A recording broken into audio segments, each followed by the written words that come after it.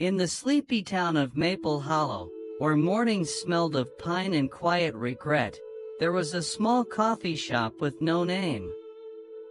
Locals called it the Quiet Cup, run by a man named Ethan who rarely spoke more than he needed. But every morning, without fail, he placed a steaming cup of coffee on the windowsill, free, unclaimed, and always waiting. No one knew who it was for. No one asked. Until one winter morning, a stranger pulled up in a dusty RV, walked straight to the window, and picked up the cup as if it had been waiting for him all along. Ethan hadn't planned to stay in Maple Hollow. He came for a weekend 5 years ago, just to breathe, just to forget, and never left. The town was small, hidden somewhere between the winding backroads of Vermont and the spaces GPS forgot. It wasn't much, but it had something New York didn't: silence, space, and the kind of sky that made you believe in second chances. He bought an old mechanic's garage with peeling paint and turned it into a coffee shop with mismatched furniture and soft jazz playing on loop. He didn't name it. Didn't need to. Locals began calling it the Quiet Cup, and somehow that felt just right. Ethan had the look of someone who had once been all in on a life, a dream, a person, and had learned the hard way how easily it could all come undone. He didn't talk much about the past, but it was in the way he stood, shoulders a bit low, eyes always scanning for something invisible. People liked him, though. He made good coffee, remembered names, and never asked too many questions. But what made Ethan different, what made him quietly legendary, was the cup. Every morning, rain or snow or biting frost, he would brew 1 extra cup of black coffee. No milk. No sugar. He'd place it on the windowsill beside a small wooden sign that read, "If you're cold, if you're tired, this one's on me." At first, no one touched it. People chuckled, called it Ethan's little sermon. A few teenagers tried to take selfies with it. But the cup was never for attention. And so, day after day, it waited. Sometimes it went cold. Sometimes it disappeared. When asked why he kept doing it, Ethan would shrug. "Someone once did the same for me," was all he said. He never explained further. Some guessed he'd been homeless once. Others thought maybe he lost someone, and the cup was a tribute. Maybe it was just habit. People had theories, but Ethan offered no stories. He just brewed, served, listened. And in that small act, leaving something warm for someone unseen, there was a strange sort of gravity. People noticed. Maybe they didn't say it out loud, but they felt it. A flicker of quiet generosity in a world that too often looked the other way. Then, one frostbitten winter morning, everything changed. A dusty RV rolled into town, the kind that looked like it had lived 3 lives already. A young man with a tired jacket and a scar under his right eye stepped out. He didn't say hello. Didn't look around.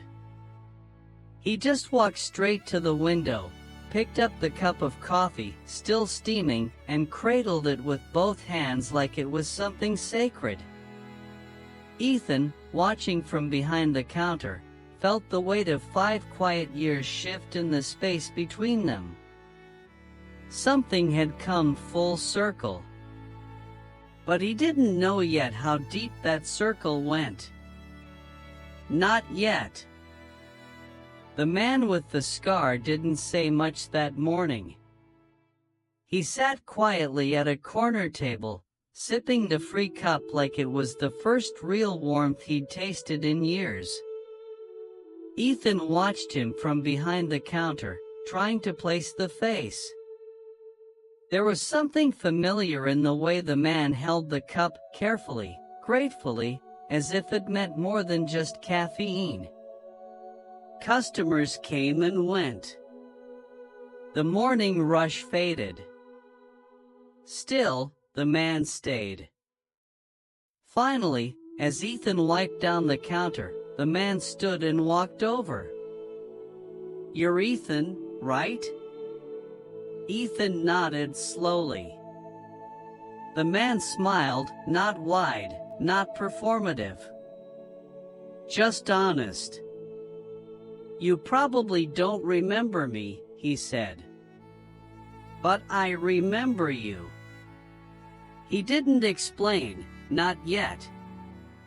Just thanked Ethan for the coffee and promised to return.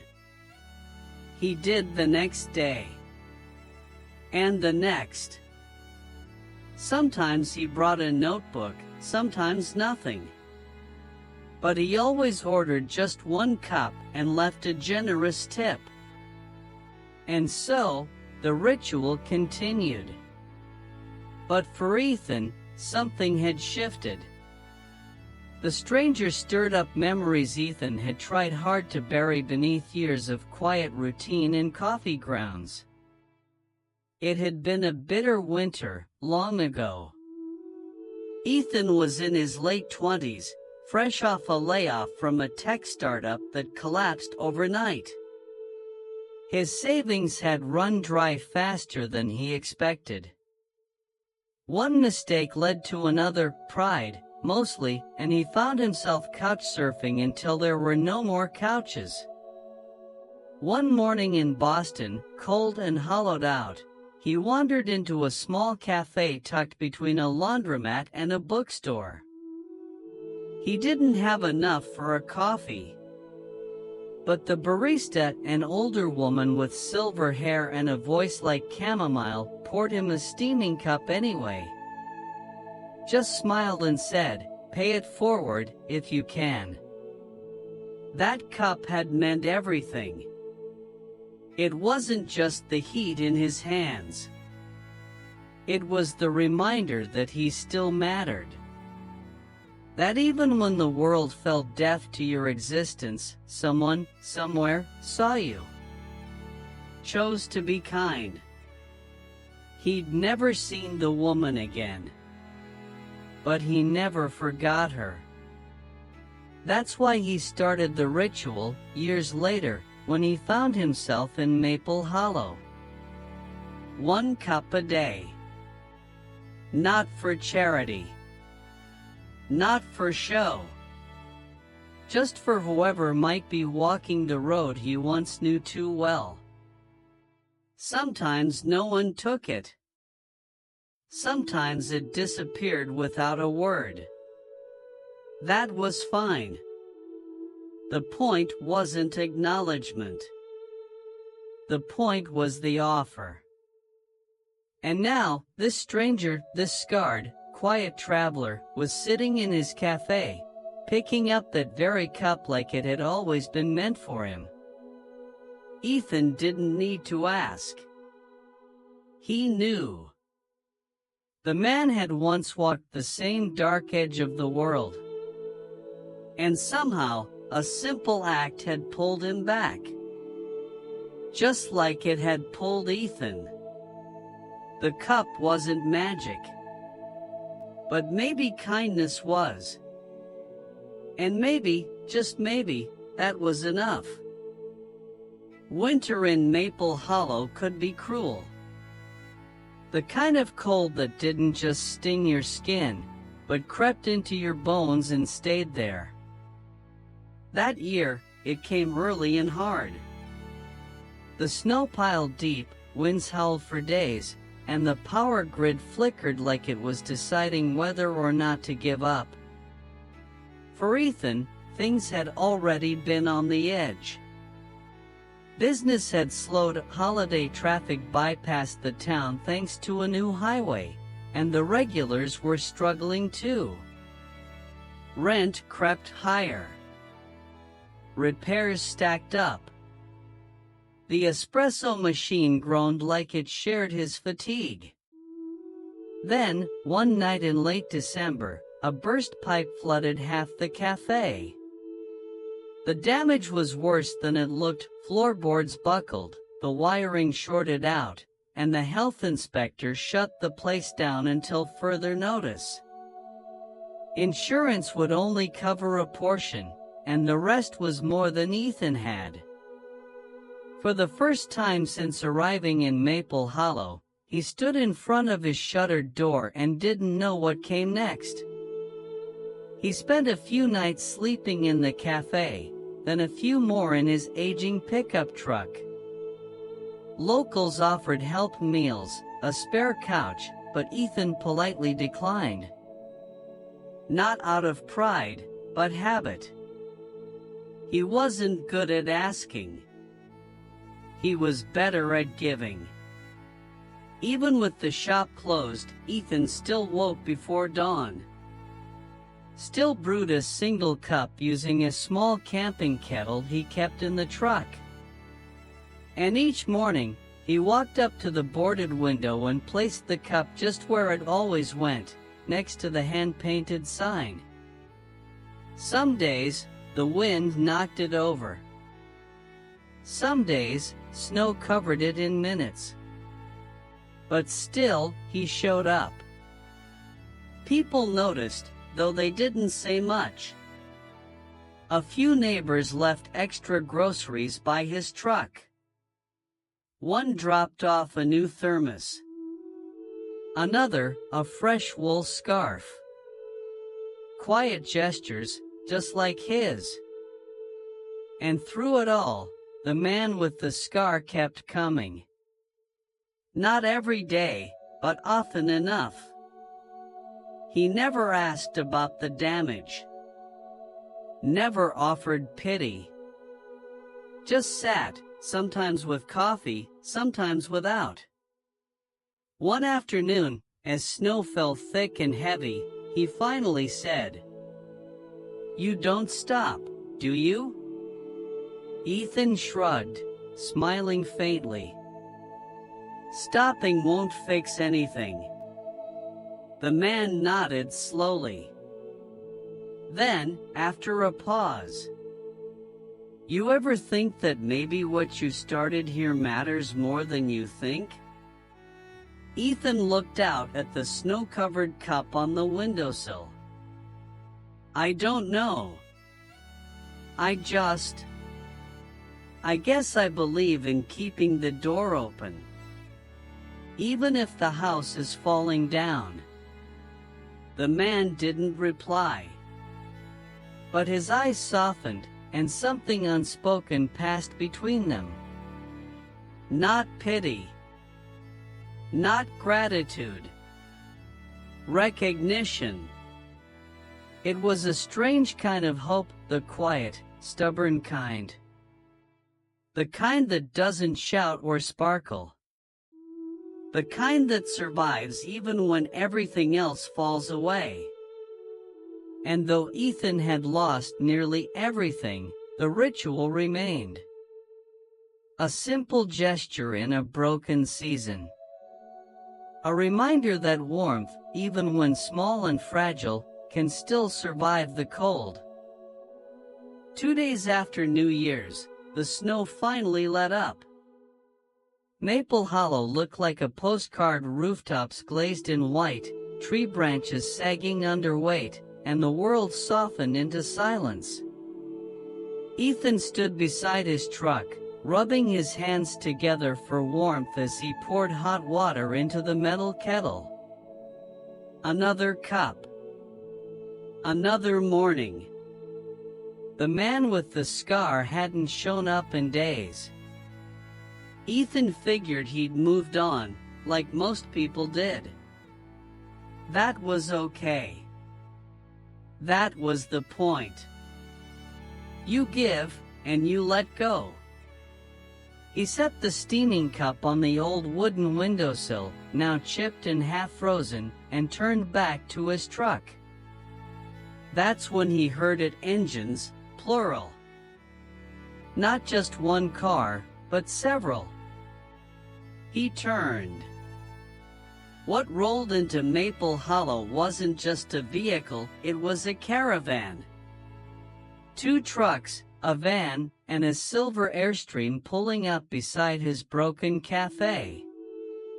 A dozen people climbed out, men and women, young and middle-aged. Some wore work gloves. One had a clipboard. Another carried a large thermos and offered him a grin. And there, stepping out of the Airstream, was the man with the scar.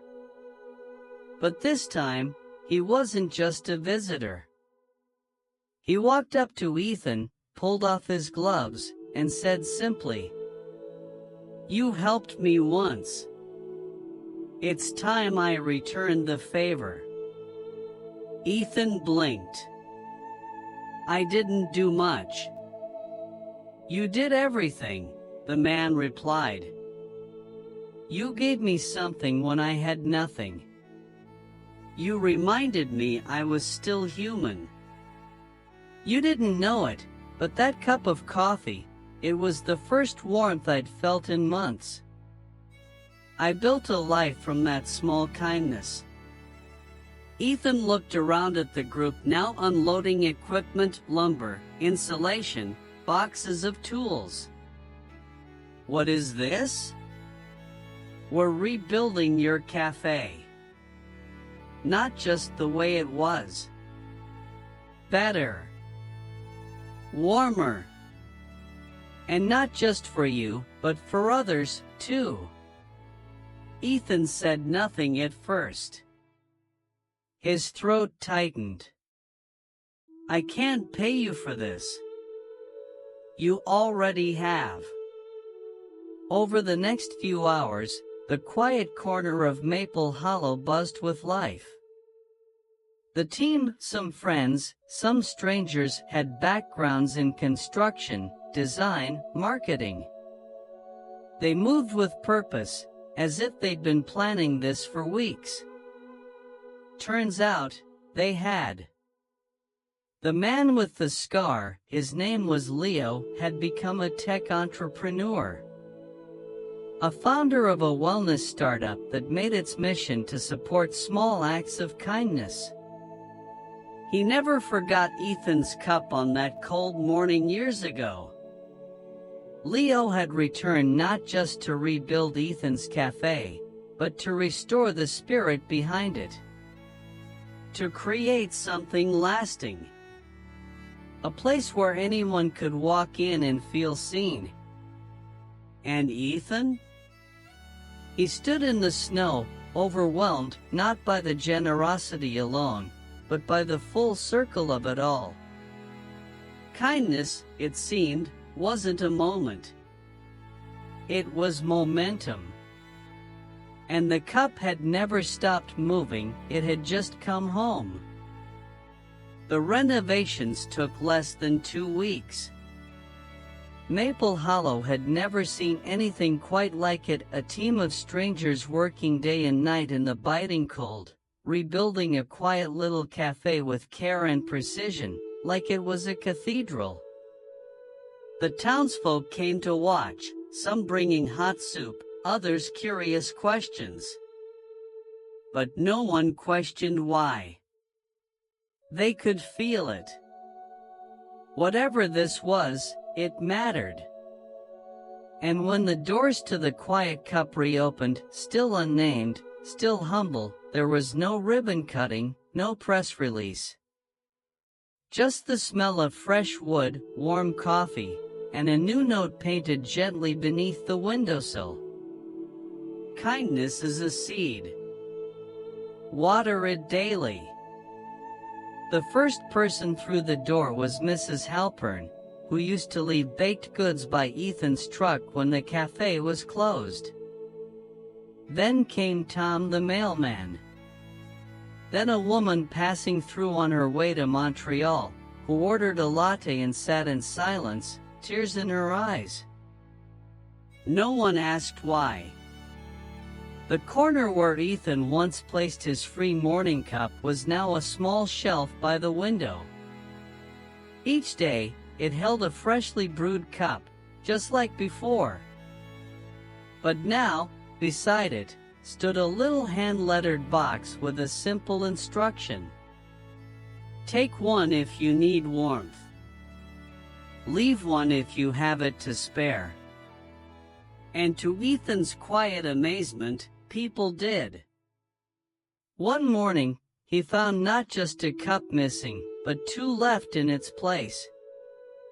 Another time, someone had tucked a handwritten note beneath the box. You reminded me the world still has good in it. Leo stayed in town for a few days after the reopening. He didn't talk much about his company or success unless asked. Instead, he sat in the cafe most mornings, sometimes chatting with strangers, sometimes just watching. On his last day, he lingered by the door as Ethan wiped down the counter. I used to think karma worked like a scorecard, Leo said. Good in, good out. But I was wrong. Ethan looked up. How do you see it now? Leo smiled, quiet and sincere. It's a seed. You plant it not knowing when or even if it'll grow. But sometimes, it comes back in the season you need it most. They shook hands, not as hero and savior, but as equals. Two men who had passed through fire, each carrying the ember of one small kindness.